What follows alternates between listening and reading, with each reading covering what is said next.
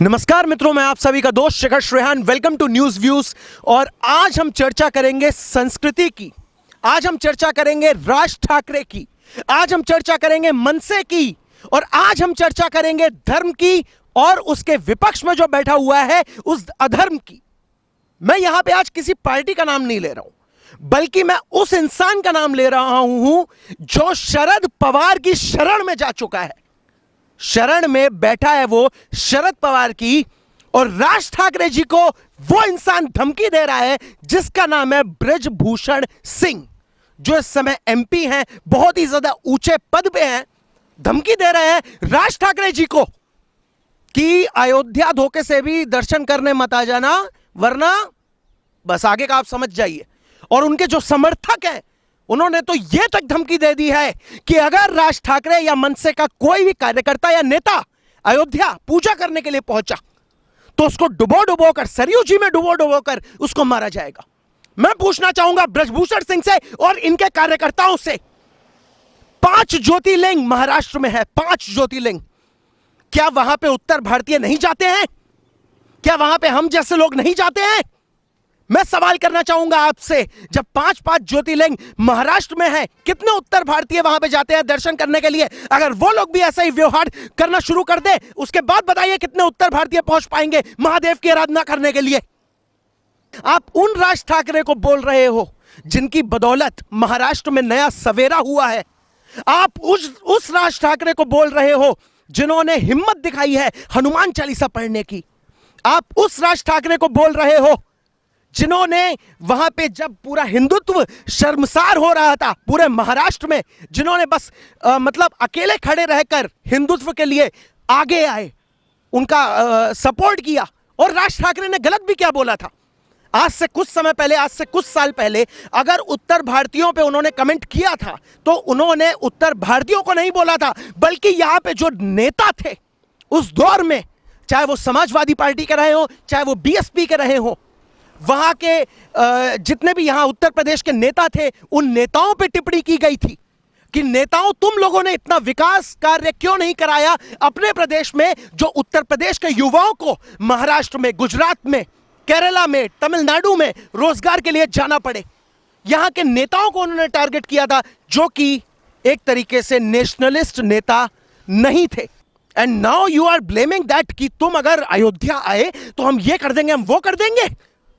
आपको नहीं पता है सर वहां पे कितने नॉर्थ इंडियंस रहते हैं, कितने उत्तर प्रदेश के लोग रहते हैं, कितने बिहार के लोग रहते हैं, कितने दिल्ली के लोग रहते हैं। क्या एक पल के लिए भी यह ख्याल नहीं आया कि मेरे एक छोटे से स्टेटमेंट से, जो कि कल को जाके अगर धोखे से इस स्टेटमेंट ने आग पकड़ ली तो कितना बड़ा नुकसान हो सकता है? क्या मुझ पे अटैक नहीं हुआ था? क्या मुझ पे अटैक नहीं हुआ था? मैं नासिक में था, एक न्यूज चैनल के लिए मैं वीडियो शूट कर रहा था, नासिक में था, शिवसेना के गुंडों ने खुलेआम मुझ पे अटैक किया था। मैं त्र्यंबकेश्वर के महादेव के दर्शन करके वापस आ रहा था, वंदे मातरम सड़क पे खड़े होकर बोल रहा था। शिवसेना के गुंडों ने मुझ पर उस वक्त अटैक किया था, लेकिन इसका मतलब यह नहीं है कि शिवसेना मुझ पे अटैक करेगी तो मैं मनसे को दोषी बोलूंगा। लेकिन अपना सो कॉल्ड एंटी हिंदूवाद इन्होंने दिखाया, उद्धव ठाकरे ने, और वही इनके गुंडे करते आ रहे हैं जो मेरे साथ हुआ था नासिक में। आपने उन राज ठाकरे को रोका है जिनकी वजह से न जाने कितने हिंदू अपने आप को सुरक्षित महसूस कर रहे हैं, जिनकी वजह से अंडरवर्ल्ड कांप रहा है। आप मनसे पे आरोप लगा रहे हैं, थोड़ा तो शर्म खा लेते यार, थोड़ा तो शर्म खा लेते। पालघर में जो हुआ साधुओं के साथ में, किसी ने नहीं बोला, अकेले राज ठाकरे आए, राज ठाकरे ने बोला। एक इंटरव्यू में देख रहा था कुछ दिन पहले, 2014 का, 2013 या 2014 का राज ठाकरे जी का, जिसमें अर्नब गोस्वामी जी राज ठाकरे जी का इंटरव्यू ले रहे थे। इतना स्ट्रेट फॉरवर्ड बंदा, इतना दिल का साफ इंसान मैंने आज तक किसी नेता को ऐसे बोलते हुए, ऐसे सुनते हुए आज तक मैंने नहीं सुना। जितना अच्छा राज ठाकरे जी ने बोला, जितना साफ बोला कि हाँ भाई मैं मोदी को पसंद करता हूं, इसका मतलब यह नहीं कि मैं पार्टी के सभी सदस्यों को पसंद करता हूं।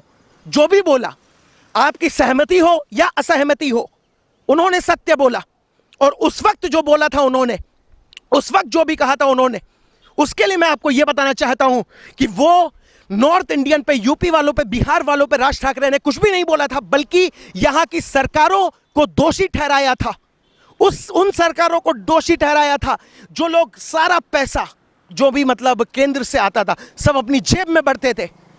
वरना उत्तर प्रदेश में आज बड़ी बड़ी इंडस्ट्रीज होती, उत्तर प्रदेश में आज बड़ी बड़ी फैक्ट्रीज होती, बड़े बड़े प्रोजेक्ट्स होते। आज उत्तर प्रदेश किसी भी चीज का मोहताज नहीं होता। मैं देखता हूं 2022 चल रहा है, अब देख रहा हूं बाहर के लोगों को यहां वापस आते हुए, लेकिन इससे पहले 2017 तक जो उत्तर प्रदेश में सरकारें रही, जितनी भी सरकारें रही, किसी ने भी यूपी के लिए ऐसा काम नहीं किया, ऐसा कुछ भी मतलब विकास कार्य नहीं किया कि उत्तर प्रदेश का लड़का यह सोचने पे ना मजबूर हो कि हाँ यार मुझे तो दिल्ली जाना है काम करने के लिए, अगर ज्यादा पैसा कमाना है तो मुझे भी दुबई जाना है, अगर ज्यादा पैसा कमाना है तो मुझे गुजरात जाना है, मुझे महाराष्ट्र जाना है। लेकिन अब उत्तर प्रदेश की छवि जैसे तैसे अच्छी हुई है, तो इस छवि को अच्छा बना रहने दीजिए, थोड़ा सा होश में आ जाइए। यह व्यवहार हमारे धार्मिक स्थलों पे नहीं चलेगा।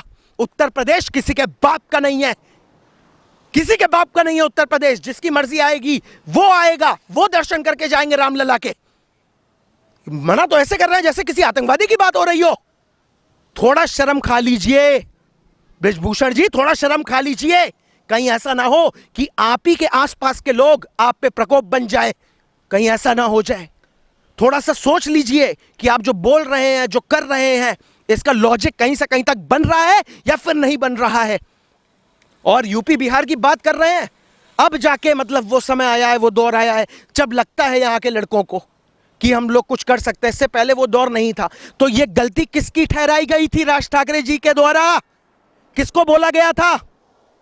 यहाँ के जो ये घूसखोर नेता थे उनको बोला गया था या फिर जनता को बोला गया था?